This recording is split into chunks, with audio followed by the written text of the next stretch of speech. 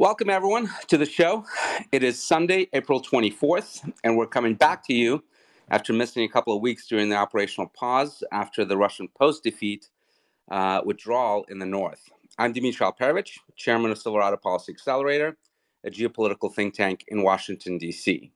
And I'm once again joined by Michael Kaufman, an expert on the Russian military and a research program director in the Russia Studies program at the Center for Naval Analysis. We're actually coming to you tonight from the same undisclosed location, so we'll just use my account for the broadcast. And by the way, before we start, I do want to say that it is not our intention to just have a bunch of guys on the show. We are working hard to bring more diverse perspectives, particularly from terrific female experts on Russia and Russian military. The schedule just has not worked out, unfortunately, but we hope to have some non-male guests on the future shows very soon. So, Mike, first of all, welcome back. And let's start with a sit rep. A lot has happened in a couple of weeks that we've not talked to you. Where do things stand now from your perspective? So thanks, Dmitry, for having me back on the discussion. I think it's fair to say that the Russian military started to begin an offensive in the Donbas. They've redeployed their forces after retreating in the north. They are trying to hold a perimeter around Kherson City in the southwest. They have started to move units from Mariupol up north in Zaporizhia to prepare sort of a southern axis of advance, at least kind of a fixing action. So you're actually seeing units from Mariupol siege moving up? Yeah, it looks like they're starting to redeploy, and that's very likely why Putin said that they're not going to do a storming of the Azovstal facility, because they actually need those units and they can't afford the casualties. The Russian military as a whole has taken significant casualties both in manpower and material. And the units they're currently redeploying, to be honest, many of them are fragments glued together. It's a pretty mauled force. They brought up reinforcements from the rest of what is available in the Russian military. That's maybe around 10 to 15 additional battalion tactical groups. That does not replace the losses they've had. And as you know, they have a big manpower shortage because they are trying to fight this war in peacetime strength, right? So they have no more really available units in the Russian military without Putin declaring a national mobilization and a general state of war. He's still trying to have this as a special operation. So there is nothing they can bring in from the Far East. There's nothing they can bring from Central Asia. This is it. No, this is it. And they are trying to raise manning levels piecemeal behind the scenes by offering people short-term contracts. Even on the Moscow Metro, you can see ads for sign up for a couple months to be a contract serviceman, and a lot of money in order to get more men. How much money are we talking about? I won't disclose exact amount, but let's say around 4 times the average Russian salary or thereabouts. So it's very attractive. It's very attractive in the regions outside of Moscow and St. Petersburg. I think it's perhaps attractive, especially if you don't know how bad the war is going. If you're in an information environment where you don't necessarily know what's really going on the front lines, it might seem lucrative. So with that in mind, that's still trying to raise kind of the other third of the force, and that'll take quite a while. They have to go into this offensive essentially what they have. And the correlation of force for Russia is not great because Ukrainians have mobilized a lot of reserves. They've started to equip some of them. So they've regenerated force numbers, and now the West is sending substantial weapons. That over time will allow Ukraine to generate more and more brigades. So the actual forces on the battlefield, the trajectory of the balance of power is steadily going into Ukraine's favor. There's just an honest assessment. Now, obviously, the Donbas area where this fight is going to be held is pretty far away from Kiev, very far away from Western Ukraine. Do you think the Ukrainians have been able to move the forces that they've had in those regions, preparing, of course, for the attack that the Russians have now withdrawn from? Do you think the Ukrainians have been able to reinforce the forces in the Donbass that they've had? So it looks like they're redeploying just as Russian units redeployed all the way through Russia and Belarus. They're bringing up units towards the Kharkiv region and to the Donbass. They're in a position themselves to launch some counterattacks while the Russian offensive progresses. As the general picture looks right now, the Russian military is trying to push south from Izum towards Slavyansk and Kramatorsk. They're trying to press onto Severodonetsk, which is essentially a salient from different directions. And if they take that, then they've essentially gotten all of the Luhansk Oblast. And they're trying to push southwest of Izum to cut the ground lines of communications to Kramatorsk, essentially west of Kramatorsk, to get a partial envelopment, not a complete one. I think that's completely out of the cards, but they are definitely trying to sever some of the connections to Kramatorsk. And that's not clear what's going to happen in the south in terms of what the southern military district actually has available in manpower. It's been pretty badly attritioned as well as the force. And it's not clear if there's going to be a real major southern line of advance here, but they're definitely pushing for a little bit from the southern side as well. I mean, I can speak a bit to kind of the air power mix, but that's very hard to tell from open sources. The attrition of Russian aviation has been far less critical than the attrition to just general manpower and to armored fighting vehicles. What about their artillery? The artillery, I don't think, is a significant level of attrition for Russia. I think the big challenge for artillery from both sides is, as always, ammunition. I actually think the bigger challenge is on the Ukrainian side, probably, for artillery and ammunition. That's why it was very smart for the West to start supplying them artillery, and in particular, the ammo for artillery systems, both Soviet, but also the new Western ones of various makes that we're now giving them. So I know you hate, you always say that war is contingent and you hate making predictions about the battles, but I mean, what do you think the odds are for the Ukrainians actually being able to thwart this offensive? I mean, I think the odds are good. Honestly, the outcome can range anywhere from the Russian military making gains to suffering a significant defeat in this battle, right?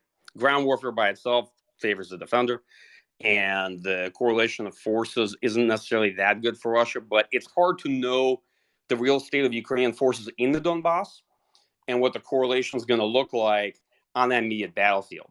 And Russian air power probably can achieve local air superiority there. That's not the issue. The issue is more that Russian airspace forces can't really do close air support. And that's a job that normally Russian helicopters do, and Russian helicopters can't do it in this particular war because of the proliferation of manpads and short-range air defense on the battlefield, right? Because it gets shot down. So the Russian military has a big problem in that, however it uses its air power, it can't really be that effective. So even if they're not losing that much in the way of aircraft, although they've lost something like 22 fixed-wing aircraft from the tactical aviation component, it's making them operate in a way that the Air Force cannot effectively provide any sort of close air support to the ground forces. That's more the issue. And I won't necessarily go down that rabbit hole because it gets technical. So the stingers that we've provided and other manpads are actually having a big effect. Yeah, absolutely. Absolutely. Ukraine's absolutely flooded with manpads, and they still have quite a bit of short-range air defense. Even though they've lost quite a few radar-guided SAMs of various kinds, you bet. And it has a real effect on the battlefield. Now, some observers have pointed out that the Russians have launched this offensive while they're still flowing forces in, that they have not massed all the forces that they can actually bring into this this battlefield, including from Mariupol, including from the forces they've withdrawn from the north.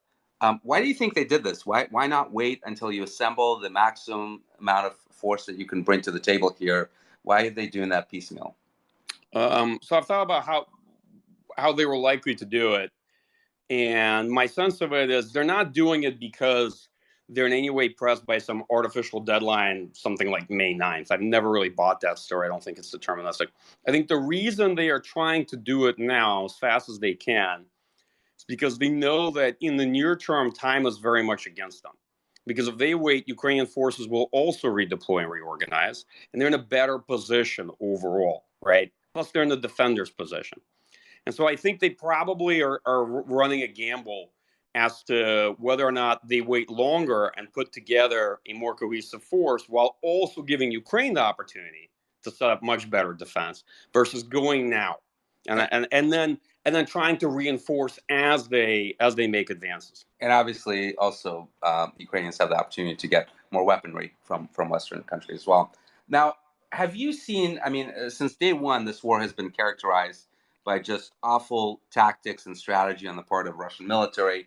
Have you seen any improvement in this fight for the Donbas? And I was particularly struck by our friend Dara Masikat's tweet a couple of days ago, and we hope to have Dara on in the future podcast. But she talks about how, from an air perspective, the Russians have absolutely failed at close air support, as you've said, suppression of enemy air defenses, and a variety of different tactics. But they're doing a hell of a job of practicing for the May 9th parade by doing a Z in the sky formation with their planes. Is it all for show? Are you actually seeing any real improvements on the battlefield? All right. Well, it's a pretty broad question, Dmitry. I'll put it this way. So the initial operation, as we know, was a quick attempt at regime change, where little was organized for a war, little plan, and the troops are neither psychologically nor materially prepared to fight a real war. Then they adjusted towards still trying to pursue those objectives, but completely unworkable military strategy, right? 3 different fronts, 5, 6 different axes of advance, lots of forces dispersing, essentially competing with themselves. And that wasn't going to work either. And they took significant casualties. They took massive casualties in the first 3 weeks. I actually think the bulk of their casualties are probably around in the first 3 weeks. The attrition was significant. Okay. So since then, yes, definitely have seen adjustments in terms of the structure of the operation, unifying it more into one front, probably reorganizing command and control, logistics for this, and air support. To be honest, I actually think that they had several air forces in this because each military district deployed with their own support logistics and with their own air support. And I think you basically saw more like 4 campaigns and probably more like 3 to 4 Air Force components providing air support to the troops that they were supporting a line of attack. And that's one of the many reasons why you didn't see either a cohesive campaign or even necessarily a cohesive air campaign. I can get into the air conversation at some point if you like. But the adjustments in Russian military are going to be more on the strategy and operational level. Tactically, the Russian military is very rigid, and many of the problems they have are structural. They cannot fix them in this war right now. For example, the Russian military has a dearth of infantry. Okay, it's taken me a while to figure out what's going on. What I can tell you is that yes, they are struggling to engage in effective combined arms. That is true. But one of the problems they have is that they actually have fairly little infantry. That's by design. That is the way this military was built out. And due to lower readiness levels, because they are fighting at peacetime strength, so they have a substantial decrement to the amount of manpower they have, they brought a lot of vehicles. They brought a lot of tanks. They brought a lot of artillery. They didn't bring a lot of infantry. Guess what? Is that going to be a problem if you have largely urban environment fights and you have a lot of armor moving around that you need to support with infantry, but you don't have much infantry? So you look around and you see actually they're this is just one vignette, but there are major issues. Is this an organizational problem or is this a doctrine problem? Because I mean, you always support tanks with infantry, right? Why don't they have that? Okay, so it is a conscious choice in how they structure the military and the sort of fight they structure it for. 2, the initial problem was definitely forced employment as well, and how they got into this war. 3, they have major issues at the tactical level as well. Some problems with the basics and the fundamentals, right? So it's a combination of all 3 of those. I will definitely weigh in particular certain structural force problems because if you build an army for a very different kind of war and then you try to employ it in this kind of war at peacetime strength, pretending you're not actually fighting a war with the second largest country in Europe outside of Russia with very large military, it's going to be a disaster either way. But just adding on top of the fact of how bad they have been at a number of things. Got it. So we'd be remiss not to talk about the Moskva cruiser, a major development that happened while we were off, the flagship of the Black Sea. But it was also a pretty old ship, right? Built, I think, in the late 70s, has not undergone major refurbishment since then. How important it is that the Ukrainians were able to target it and destroy it? What are the implications of that action? So there's a lot we don't know about what actually happened with the Moskva, right? And I will say this, that I only have my own conjecture as to how this episode unfolded, right? That the Moskva was part of general blockade with Black Sea forces deployed, that the Ukrainians did hit it with 2 Neptune missiles. I think that's true. I suspect that those missiles caused a series of secondary fires aboard the ship. And I suspect that the Russian sailors were not able to put them out and that they did eventually reach one of the magazines and went critical, and probably whoever could abandon the ship at that point. That's basically my theory of events. And you take that for what it's worth because obviously I wasn't there and I don't know. Now, one thing that the Ukrainians have said is that they had this TB2 drone flying in that distracted the ship somehow. 500 sailors on the ship got distracted by a drone. Do you buy that? I would say that it's true that that's a story, but I'm not sure that that's a true story. So that's my view on that subject. Got it. Okay.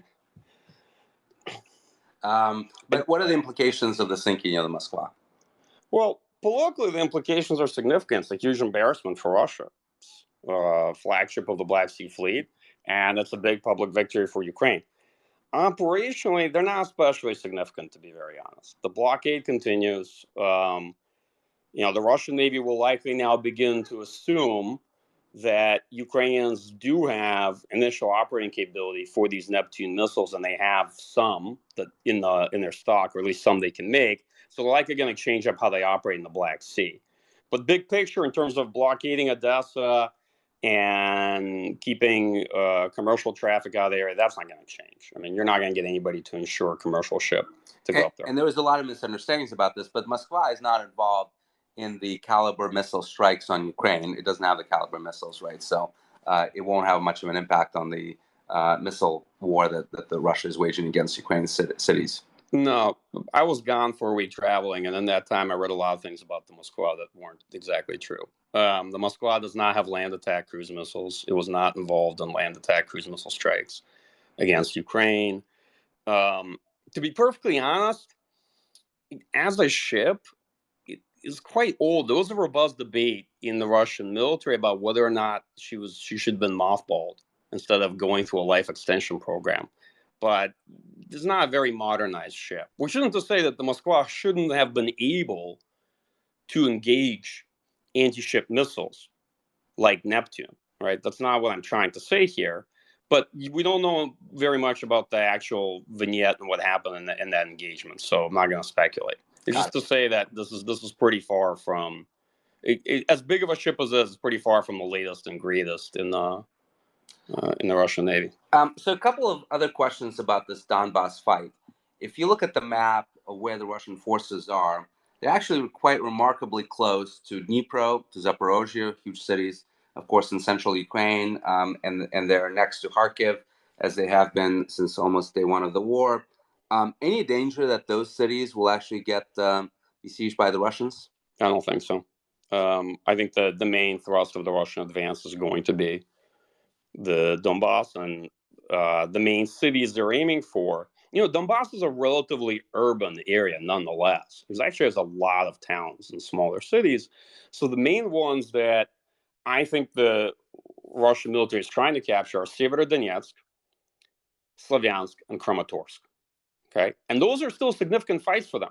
Because if you recall, kind of as I went down this rabbit hole of infantry, you need infantry to fight for cities. Right? If you don't have a lot of infantry, you have major issues in urban environments. All right, tanks by themselves aren't going to cut it. So, and you saw this in Mariupol, right? They've been trying to take that city since March 2nd, almost coming up on 2 months, and they still have not taken the whole city. Well, it was mostly Russian-led forces from the two separatist army corps and the whole bunch of Chechens from the so-called Chechen Rosguardia, backed by 8th Combined Arms Army. I mean, the two army corps that are fighting from the separatist side, DNR, LNR, are effectively extensions of the 8th Combined Arms Army. That's why, for a long time, the defense community calls them RLF, Russian-led forces. And they probably took significant casualties as well fighting for those towns.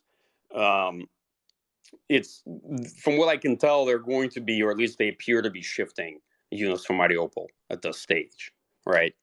Got it. You mentioned this on Twitter, so I want to ask you directly here. You do think that regardless of what happens in the Donbas fight, that this is the last major offensive that the Russian forces can undertake without a major mobilization. Is that right? Yeah, absolutely. I think that this offensive by itself is going to be an incredibly challenging fight for Russia. I think after this, no matter how it goes, win, lose, make some gains, it becomes a draw in some ways. However you cut it, I think the Russian military is going to be a spent force in terms of offensive potential after this, which isn't to say that then it can be easily defeated. But Ukraine has strong counteroffensive options, just to be frank. Yeah. And what happens after that, to me, is unclear. Like, Ukraine does not need to accept a stalemate. People have asked, well, does that mean it's a stalemate? And the honest answer is no. it doesn't necessarily become a stalemate at all. So, but the reason I ask is that a lot of people got very excited about this briefing from a Russian general that's the acting commander of the Russian Central Military District that talked about essentially described the current situation, that this is a fight for the Donbas, that they now have this corridor to Crimea. But then he also said that the control of the south of Ukraine gives them a way out to Transnistria. Now, I had a Twitter thread on this saying that this did not imply that they were about to take Transnistria, which means taking Mykolaiv, taking Odessa, and going all the way up to the coast to Moldova. That this was simply an optionality situation where he was saying that in the future, maybe we can do another offensive if we can control the south. Is that your understanding as well? Yeah, I think folks jumped on that statement to assume that suddenly they were adding a new campaign objective. But to be clear, the Russian military attempted to get to Odessa in the first phase of the war and failed and were defeated outside of Lysychansk. That's it. They don't have the capacity to do that to begin with, and they're not going to after the Donbas offensive. And I don't think he really meant that either. The thing I got from his statement was that they intend to hold on to the south, which is important because it gives a sense of what they're actually going to do with Kherson and with the part of Zaporizhia they control. It means they're not letting go. And he implied what I think a lot of folks had already assumed, that the next way forward for them was going to be to apply economic pressure onto Ukraine via blockade, and the fact that they control substantial resources. And remember, they kind of have a double blockade because they're blockading Odessa, the main port. They're also blockading the Dnieper through control of Kherson. Beyond that, I didn't get much out of it. I don't like folks sort of jump on it. He's the deputy commander of the Central Military District. I think he's acting right now. Yeah, why is he suddenly the authority on the Russian plan for the campaign? Just because the Russian general said something to a paper? Yeah, exactly. Well, let's talk about Kherson because they do control it now. There's a bunch of Ukrainian statements that have been made in the last few weeks that they're preparing to declare or have a referendum of another People's Republic like they have in Donetsk and Luhansk, the Kherson People's Republic. There's actually a bunch of statements on social media from Ukrainians saying, don't fall for Russian offers of food aid, because when you go to the Russian military checkpoints to get the aid, they're asking you for a copy of your passport, and then they get your IDs, and they can use that to fake voter rolls for the referendum. Do you think that, but you've also seen, particularly in the last few weeks, significant counterattacks from the Ukrainians against their positions in the Kherson. Chernobyl has taken a lot of artillery hits where they've lost helicopters, they've lost a number of key officers, and Ukraine claimed earlier this week that they killed another 50 officers in another strike near Kherson. Do you think that this is the one area where the Ukrainians can launch a major counteroffensive and actually kick Russians out of Kherson? Yeah, I think that Kherson City is a real vulnerability for the current Russian position. The units they have deployed around it on the western side of the river, they're pretty light. And they're going to struggle to maintain a defensive perimeter outside of Kherson City. So I think there is a real possibility that they will get pressed by a Ukrainian offensive and have to retreat across the river and essentially below the bridges, which is a much more defensible position for them. They'll still control much of Kherson, but not the city itself. And if they blow the bridge, that will make it very difficult for the Ukrainian counterattack to take the rest of the Kherson Oblast, because there you have much better reinforcements from Crimea, right? Yeah, the river's a natural obstacle, and down there's only two bridges really across it. Yeah. Now let me ask you, and I know you hate this term, but the land bridge to Crimea that everyone's been obsessed with for, I feel like, years now, they do have it now, this land corridor. How important do you think it is strategically for the Russians? So, I'm not one of those people that's going to be nitnoid about terms, and if people want to call it the land bridge to Crimea, fine, have at it. It sounds catchy. But regarding the actual objectives of the Russian campaign, it's obviously much more than a bridge or a corridor. It's a lot of Kherson, it's a lot of Zaporizhia, and they're going to try to capture more of the latter. And they're going to try to capture Donbas. How significant is it? Well, they do end up potentially holding on to a sizable chunk of Ukrainian territory in the south and the east.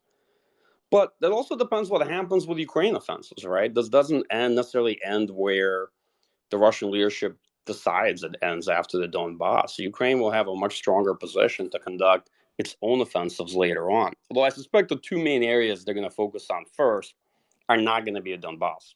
I suspect it's going to be Kharkiv and Kherson City. And why do you say that? Because if they can press the Russian military out of Kharkiv, they can substantially constrain their ground lines of communication to the Donbas from the north. I mean, they're not in Kharkiv, but the area around Kharkiv Oblast. Yeah. The Kharkiv Oblast is quite sizable. Yeah. And north of Izum, actually, Ukrainians have deployed a number of units to threaten ground lines of communication there in their own counterattack. And Kherson City itself is kind of a natural target for an offensive. Mm-hmm. Now, we had some people submit some questions on Twitter. Again, sent questions at me if you wanted me to ask Mike something. But one question that's interesting is, why haven't we seen the Russians targeting bridges over the Dnieper to prevent supplies from reaching the Donbas? That is a brilliant question, and I wish I knew, particularly the rail bridges, of which there are very few. Why Russia had not tried to sever the ground lines of communication to the Donbas is a mystery. It's one of the many mysteries of this war. Thank you for asking it. The moment I find out the answer to this question for myself, I will be happy to report it. Okay, and in similar vein, one of the questions that I've had is, why haven't they tried to target the rail links from Poland into Western Ukraine? That is what is responsible for much of the weaponry that's coming in from the west, and yet you haven't seen any strikes against the signaling stations or any of the infrastructure that you would need to operate that rail link. Nope, I haven't. And haven't seen that many strikes actually against Ukrainian command and control either beyond the first couple of days. Got it. And I don't have good answers for you there. So let's talk a little bit about the end game, because one of the things I said on Twitter this week is that the outcome of the Donbas fight, in my opinion, doesn't actually strategically matter that much to how this war is going to end at this point. Whether Russia takes or doesn't take some village in the Donbas region obviously matters a lot to the people there and to the Ukrainians, but I don't think it matters a great deal to Russia itself. Most Russians can identify most of these villages on the map. My supposition here is that, if you're right, and I agree with you that this offensive is going to end here in the next month or so, regardless of how it ends, that Putin has enough right now to declare sort of a moral victory of, I have demilitarized Ukraine by destroying many of the weaponry systems that the Ukrainians are using. Never mind, of course, the supplies from the West, but I've destroyed its industrial capacity to produce more weapons, which he has done to a large extent. He can claim that he's denazified, quote unquote, Ukraine by destroying the Azov battalion that was defending Mariupol. And then he can claim that he's protected our people in the Donbas by expanding that territory, and clearly has with Mariupol and Zaporozhye region, and having the land bridge. And my theory is that is enough for him to domestically say, I have won. And if he can keep that land that he has acquired, regardless of what happens in the Donbas, he's achieved some operational objectives, even though obviously he hasn't taken Kiev and hasn't changed the government. Do you buy that? I mean, it's an interesting supposition. So I personally don't know what Putin's requirements are. I don't really understand necessarily how this ends, because Russia gave up most of its leverage over Ukraine when it withdrew from Kiev, to be honest. That was really the end of the negotiations, because they lost most of their coercive leverage. The battle for the Donbass is important, but it's actually not that decisive. The decisive phase of the war was the first 3 weeks, or honestly, it was the first 4 days. That is when much of this conflict was decided. At this stage, this battle it's important, but it's not as deterministic. I think the big challenge for Russia is there's no guarantee they'll be able to hold on to any gains down the line. Even Mariupol, you think the Ukrainians could take it back? Well, it all depends. Mariupol's pretty far from the battle line now, but it's just a matter of how is Russia going to continue fighting this war if Ukrainians don't want it to end and they want to actually keep going and take back occupied territory? Because the correlation of force is going to steadily shift to Ukraine's favor. Because they just have more people. They have more people and they're getting kit, arms, and the ability to equip additional brigades from the West, right? So they have a mobilized manpower base and they are getting the equipment for it. And particularly the artillery, the heavy armor that they're now getting is really important for them, right? Yeah, and increasingly they're going to be getting more types of systems that will make a difference. Various types of drones, loitering munitions. The Russian military has to still fight this large conventional war that they've not done well and they've been losing at essentially peacetime strength, and they're going to be tapped out after this offensive in the Donbas. It's not clear to me actually necessarily what Putin's really thinking if he understands the gravity of the situation. And then if they are really losing, then he may have to declare a real state of war and enact national mobilization. But do you think that the Ukrainians can actually go all the way and take Donetsk and Luhansk back, or even Crimea? That seems like it's a stretch, right? Yeah, look, I don't want to speculate, as always. This is where I'm going to fall back on my war is highly contingent, outcomes in are indeterminate, and we should probably focus on what's going to happen in this upcoming offensive for the Donbas first, and then try to avoid speculating too far out from that, and just judge the situation based on those initial outcomes. But there's a lot of lessons to be learned just in assessing force employment and operations and strategy from what happened in the early parts of this war. Like, people like me thought the Russian military was going to put together a proper combined arms campaign that was going to be phased, that they were going to focus on the Donbas first, where they had huge advantages in correlation of forces, and go for Kiev, and that this wasn't going to be like a strange regime change operation where Russian forces just drive in expecting Ukrainians to lay their arms down, having prepared nothing for the war. So it just shows you how much is contingent in predictions and how much care we should take in sort of assuming how either side is going to perform. Although I made the same mistake, I have to admit, but you and I perhaps should have remembered Viktor Chernomyrdin, the famous prime minister for Yeltsin in the 90s, who had lots of expressions that ended up being very popular in Russia. But one of his most well-known one was, "We wanted the best, but it turned out like always." And it seems like a perfect description of this war.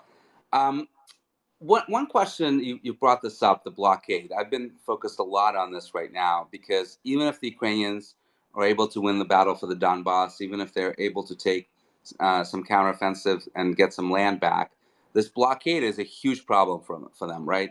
Odessa is fully blockaded. Mariupol, of course, is taken, the port of Mariupol, and controlled by the Russians. Kherson, right now in Russian hands.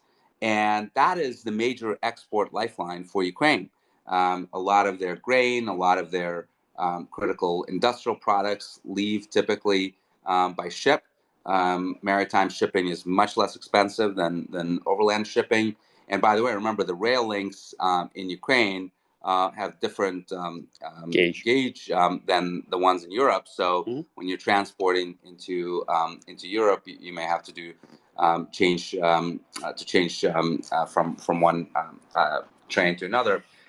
All that adds up costs. So you may have Ukraine, whose economy is severely diminished, not just by the war itself, but by this blockade. Is there any prospect for Ukraine to break this blockade? Do they have anything in their arsenal? Obviously, they have the Neptune missiles, but they need to be used pretty close to shore. Does the Russia just control the Black Sea, and there's no prospect of them pushing back? I think the problem is that even if they don't control the Black Sea, they can contest it enough to deny maritime shipping, such that no insurer will insure a commercial vessel to traverse it. There are many ways to enact a blockade from Russia's position. It does not require surface combatants. They have submarines, sea mines, land-based aviation. They could enact the blockade in some ways literally from Crimea. All they have to do is target merchant shipping from Crimea. Yeah, with coastal defense cruise missile batteries that they have plenty of. And that's it. I mean, they only have to destroy a number of merchant ships. And you've seen in the opening of the war, merchant ships getting hit by anti-ship missiles. and mines as well, spreading anchored mines that got torn off in the storm. So when it comes to enacting a blockade against a substantial military force is one thing, but against commercial shipping, it's a different story, right? Yeah. In some ways, commercial shipping can blockade itself because once you get into a place where nobody's going to just ensure a commercial vessel to traverse a body of water to go into a port, you can be very hard to find anybody to actually, ship these goods. I agree. I mean, to me, this is the biggest untold story of this war, and particularly this phase of the war, is that even if Ukraine wins, however you define victory, if the Russia is able to strangle the Ukrainian economy, that is going to be a huge problem for President Zelensky and the Ukrainian people. And it's not just the economic exports; it's also the brain drain that they've experienced, right?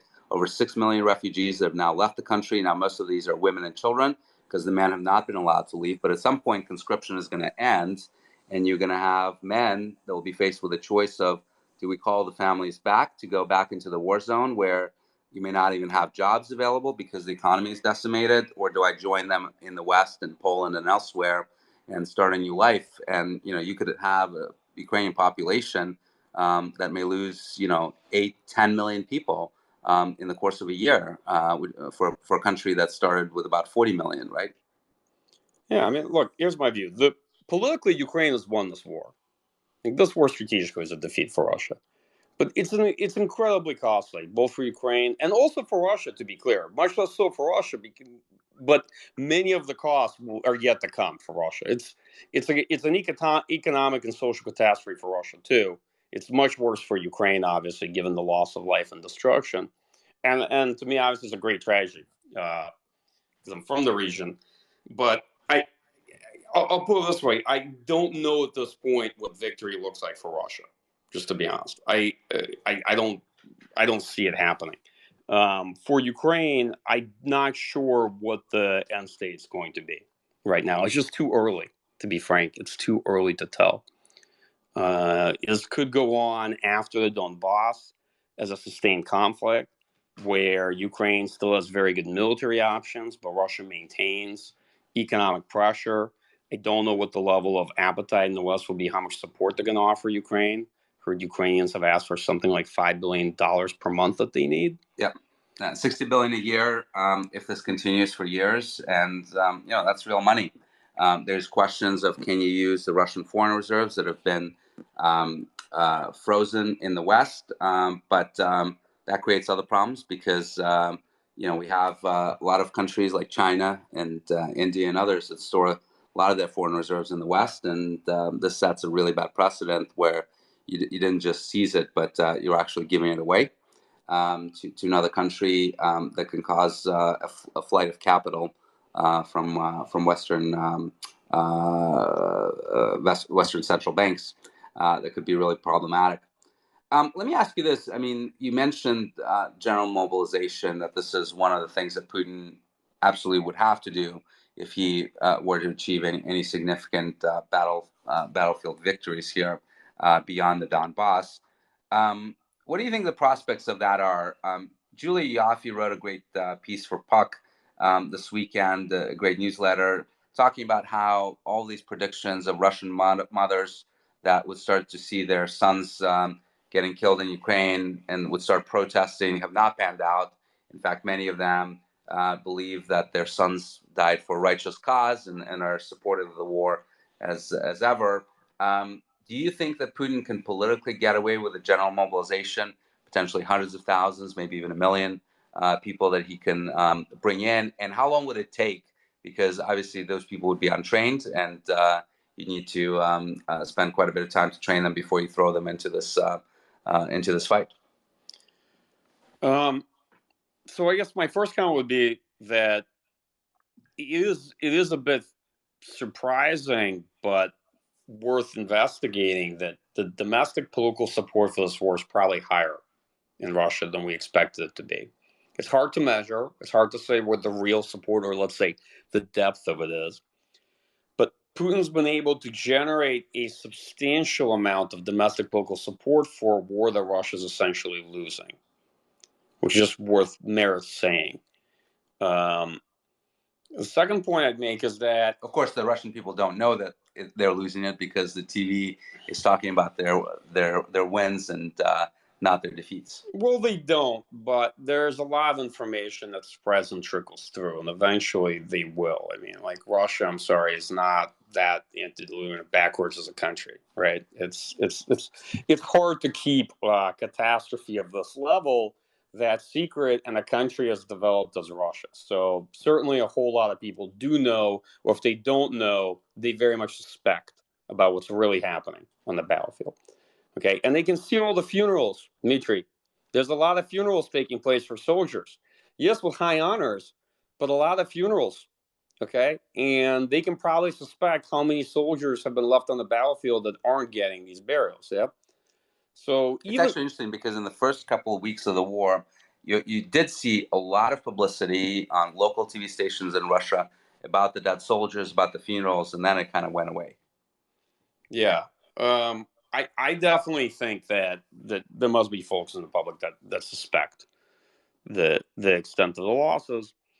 Um, the interesting part is that within the Russian public, the part of the public that is the least supportive of the war are actually the people you need for manpower, the young people, right? The people you want to mobilize and to sign contracts are those folks. And they're the ones least supportive of the war. Now, of course, there's a national mobilization. It doesn't matter if they're supportive or not, right?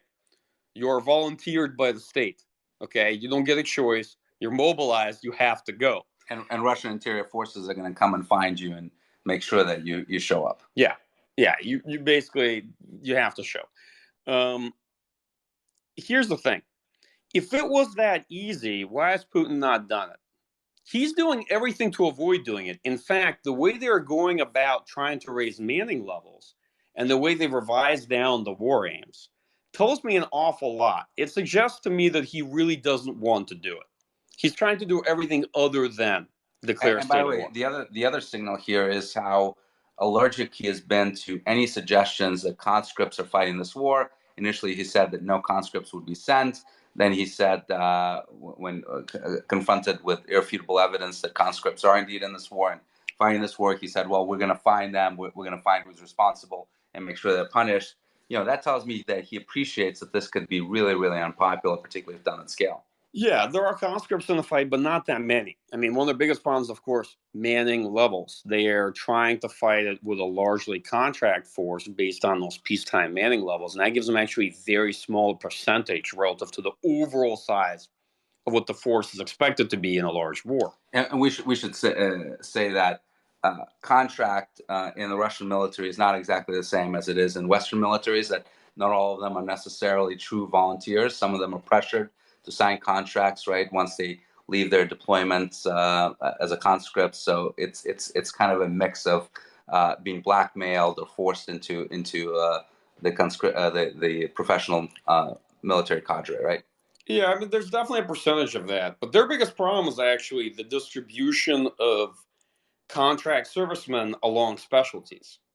Because when you get down to the nitty gritty, you find out that amongst the contract servicemen, you don't have that much infantry. You don't have any some of the basic specialties that you need for this type of war, and you basically have a military that expected a state of war to be declared so that it could go from 70% to 100% or something like that readiness, and it's missing just a tremendous amount of manpower, right?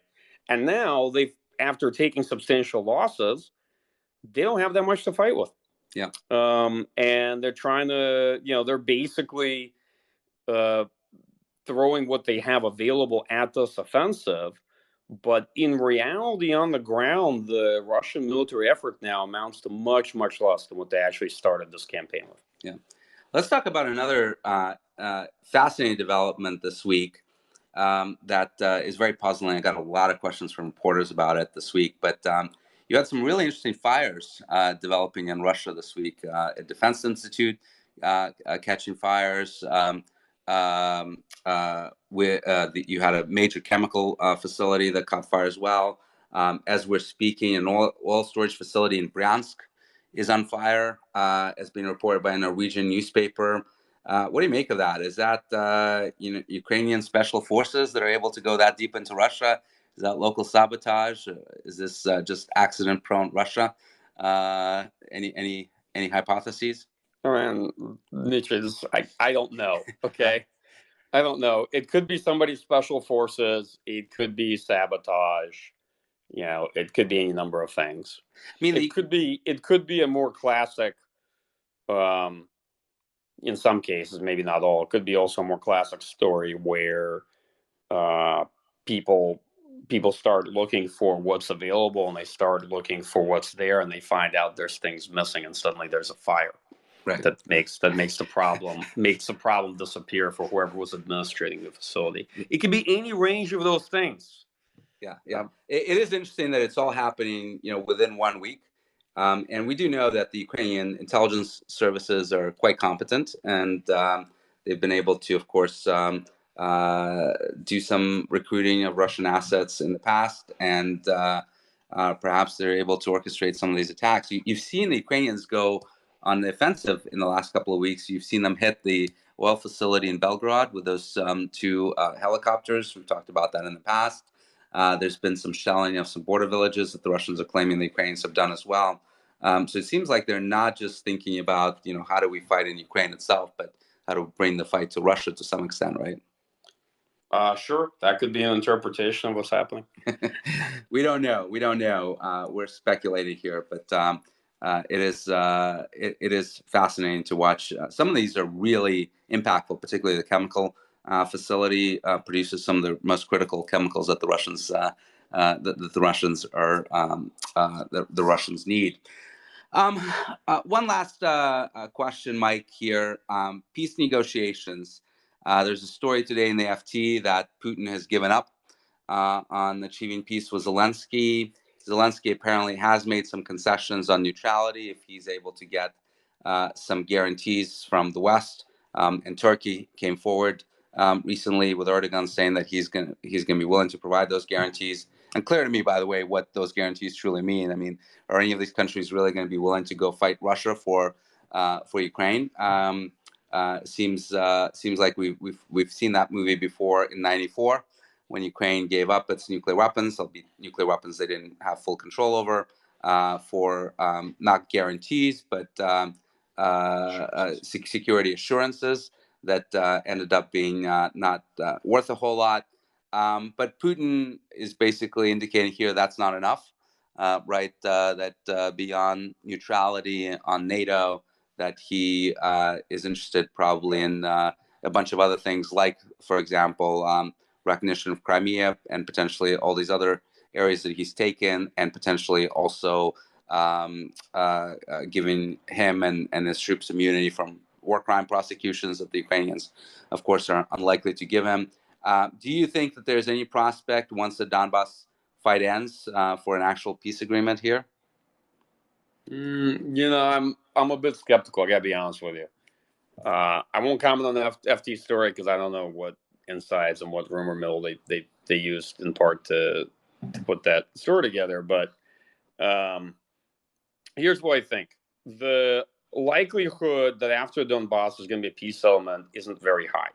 First of all, there's no reason for Ukrainians to accept a peace settlement or make concessions. Why? Well, if their economy is getting strangled, right, that's a major thing that they're absolutely going to have a problem with. And there's a question of how long is the West going to be able to pay $5 billion a year, not small amounts of money, to keep Ukrainian government basically on life support. And of course, they need much more than that to actually rebuild the country and recreate a vibrant economy. I mean, those are valid points, but in wartime, I'm not sure that's going to be a decisive factor, just to be frank.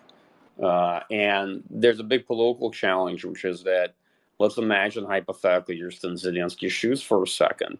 You have the military power potentially to retake parts of the Donbas and Kherson, and you basically don't do it. You stop, right? And you leave all these Ukrainians occupied under Russian rule, especially after what you've seen happen in Bucha, right? How do you think you're really going to get away doing that in domestic politics? I don't see that. So I just don't see that very viable. I also don't see Russia having the leverage they wanted to have over Ukraine since they've withdrawn from Kiev. And so this war is probably going to go on. It may not go on in the way it went in the first or second phase, right? It's important not to get sucked into this sort of straight line analysis. right? Phase 2 is not like phase 1, and the conflict after that is not necessarily going to be like these first 2 phases either. I don't like to get into that sort of bias, assuming that the war is going to go on in this manner. I don't think it can. I don't think certainly Russia can't sustain it at this point. But I don't necessarily see a peace agreement or a settlement in the offing, certainly not in the near future. Sorry to sound kind of a disappointing note, but I've been a pessimist on the likelihood that the talks would lead to any kind of peace agreement very early on, if you remember these conversations we were having when the war started. So yeah, no, I agree with you. I mean, particularly with the land grabs that Putin has achieved, I just don't see him giving up an inch voluntarily of any of the cities that he's taken. And certainly Mariupol is going to be a key moment of pride for him. He's just announced a major victory there. And, to give that up would be a huge stain on his macho, on his ego, on his ability to project his strength. And I also think that it's impossible for Zelensky to concede something like this hero city that's been decimated, with heroic defenders that have been able to withstand the worst of the Russian offensive. So I suspect that he might actually annex the Donbas. I suspect that once they take whatever it is they can, he'll try to take the Donbas off the table in terms of negotiations just by annexing it. There's just one analyst guess on the subject. I actually suspect he's going to annex the Donbas. Well, you had, I believe, the head of the Foreign Affairs Committee in the Russian Duma actually say that they're looking at 3 scenarios for some of the areas that they've captured: creation of more of these fake statelets, like in the Kherson's People Republic, annexation of territory to existing statelets, like there was a vote in one of the villages about getting an annex to DNR. And the third option, he said, is outright annexation to Russia. So they have a lot of options to choose from, and they may do different things with different parts of the region, right? Yeah. I think he's probably going to do at least 2 different things. One with Kherson and the part of Zaporizhia under Russian control, and something else possibly with the Donbas. They're just my current hypothesis, and please take that with large grains of salt, because I don't know. Yeah. Well, I mean, the hardest thing here has been to predict what Putin is going to do, because he's defying all logic sometimes in both how he's prosecuted this offensive and him changing his mind on the objectives of the war based on what he's seen, obviously, his military being able to achieve. One last thing that I want to ask you is this May 9th date. That's been thrown around as supposedly his desire to end this war by May 9th, Victory Day in Russia. Obviously, a hugely important holiday in Russia, victory of the Nazis. Very symbolic for him to declare victory here for prosecution of another successful war over the Nazis in Ukraine, as he would call it. But what strikes me that he may very well want that, but his desires may not meet reality on the ground, and it doesn't seem like anything is really achievable by May 9th. We're sitting here on April 24th, not that far away. Donbas is a huge area. And from my perspective, it seems just like Kiev, where I'm sure he wanted to take Kiev. I'm sure he wanted to change the government of Kiev. But at the end of the day, when the generals and Shoigu came to him and said, "Boss, this is not achievable," he may not like it, but he said, "Fine, let's switch objectives. What is achievable? Donbas. Let's go after Donbas." So the same thing may happen here. May 8th, they come to him and say, "Boss, no way can we do it tomorrow?" And he won't be happy, but he'll have no choice but to accept it. Is that how you read as well? Yeah, that's why May 9th is not deterministic of anything. Because I ask myself a basic question: what if they can't take the Donbas by May 9th, and they tell him that? And what does he say? "Oh, well, then let's just call this war off." I mean, you have to be kidding me. Then they take it by May whatever, or they don't take it. But whatever next happens has no connection to the May 9th parade. That's the reality of it. So I do suspect there's interaction there, and certainly saw it in the first couple of weeks, where either the military was not willing to tell him the true reality of the disaster on the ground, and folks always assume it's the military that's not willing to tell political leadership about the problem on the ground. But actually, often it's the other way around. The military says the reality, and political leadership refuses to listen and accept what is being told to them, and says that it's going to work out anyway, and doesn't want to change the strategy, right? Or Putin answered to them and said that he actually knows best, and that they will somehow actually achieve those objectives, et cetera, et cetera. And he may not have wanted to listen to them. In fact, I suspect that may have a lot to do with how this initial kind of bizarre regime change operation actually came together. Because even though Shoigu is very much a long-standing sycophant in that regime, I really struggle picturing Valery Gerasimov nodding along to this being a reasonable proposition that they could really pull this off. Okay, Shoigu, obviously the defense minister, Gerasimov, the head of the chief of staff, effectively. Do you think Putin is micromanaging this war? We've seen him in this meeting with Shoigu say, "Let's not take Azovstal. Let's blockade them. Make sure that not even a fly gets through," as he said. Is he doing that play by play in this war, you think? No, I don't think so. I think those meetings are just PR. I don't think he's micromanaging this war. And maybe that was already a recommendation on his table, and he wanted to look like the big guy that's making a critical decision to save Russian troops from launching a major assault against this fortified facility, right? I think he was demanding from the military to take Mariupol, and it was taking them a long time to take Mariupol. But then he was demanding from them to launch an offensive in Donbas. And then they likely told him, just conjecture on my part. Yeah. And then they likely told him, we're going to need all those battalions that are currently in Mariupol shifted north in order to pursue an offensive in the Donbas. If we're going to do that, there cannot be further storming of Azovstal and whatnot. And then he basically said, okay, fine, then we'll make a political statement that we've quote unquote captured Mariupol. We don't need to seize Azovstal, and then you can shift forces. Something along those lines. Because otherwise, I don't know why he had this weird meeting with Shoigu where Shoigu was at the edge of a seat, barely looking at him, because I can imagine what Shoigu's situation is right now, given Russian military performance. And they claim he just had a heart attack too. I don't think that's true. At least I don't know, but I doubt it. So many rumors have been swirling in that they just haven't been true in the last 2 months of this conflict. But well, this was actually from official Russian sources saying that he had a minor heart attack. Okay, well, fine. Look, and then there's the other part of, well, I won't speculate, but everybody saw how Putin was sitting, and that was incredibly strange too. I do find it striking how so much of the Twitter audience went from being experts on Afghanistan to experts on COVID to experts on Russia, and now they're medical experts trying to diagnose Putin's Parkinson's or lack thereof. So, one last question. You're going to hate me about this, Mike, but for this question, Mike, but where are we going to be in a year? Oh gosh. Where are we going to be here? Hope we're all still going to be here. There's some escalation potential in this overall war.